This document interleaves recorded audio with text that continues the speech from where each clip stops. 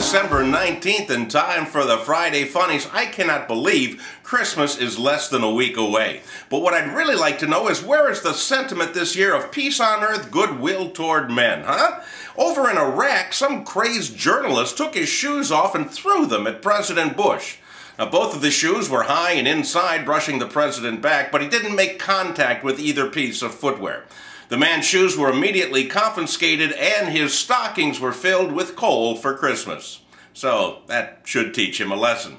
In Illinois, our governor still refuses to quit, even though everybody in politics is urging him to do so. Even former New York Governor Eliot Spitzer called him up and urged him to resign. He called Governor Rod Blagojevich and said, "Hey, I quit and I only did it to one person. You're doing it to everybody." And now, all seriousness aside, here are this week's Friday Funnies.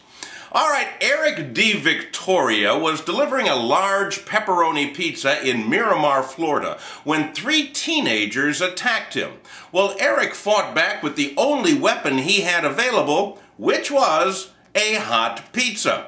He hurled it at the attackers, yelling, "Hey, I got your dough right here." And the pizza hit one of the men, who fell to the ground screaming, "I've been cheesed." The other two attackers, still stinging from pepperoni shrapnel, immediately threw up their hands and surrendered.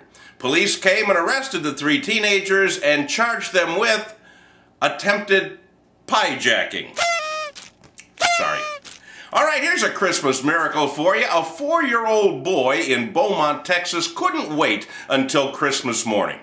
So he unlocked the door to his house, he walked across the street, and he walked into a family dollar store at 3 o'clock in the morning.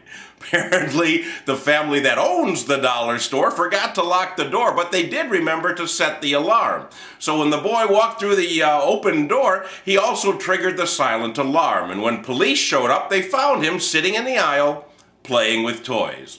When they asked the little kid why he did such a thing, he said, "Hey, I'm only 4. It's not like I know how to write a letter to Santa." All right, well, remember, there is no I in team, but there is a P in the refrigerator. Actually, it's the refrigerator at the parole office in Gainesville, Florida, and it's where they keep the urine samples of parolees to use as evidence. Well, one fella was sure that his sample was going to test positive for drugs. So what did he do? He stole the entire refrigerator. They later found him and caught him, but the refrigerator is still at large. The man is charged with a wee felony. Again, very, very sorry.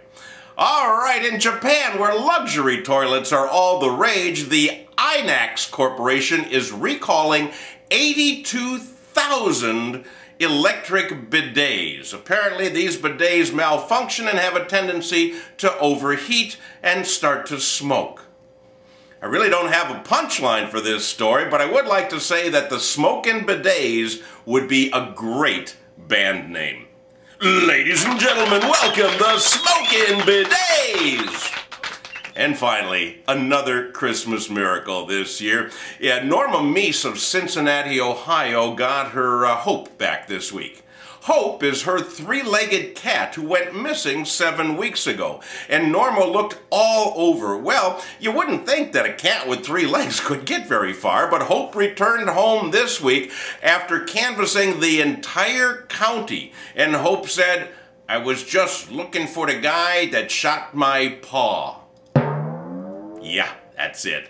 Hey, that's all I have for you this week. I am very, very sorry about all of the puns that I used, but it's just that I was up real late burning the Yule blog.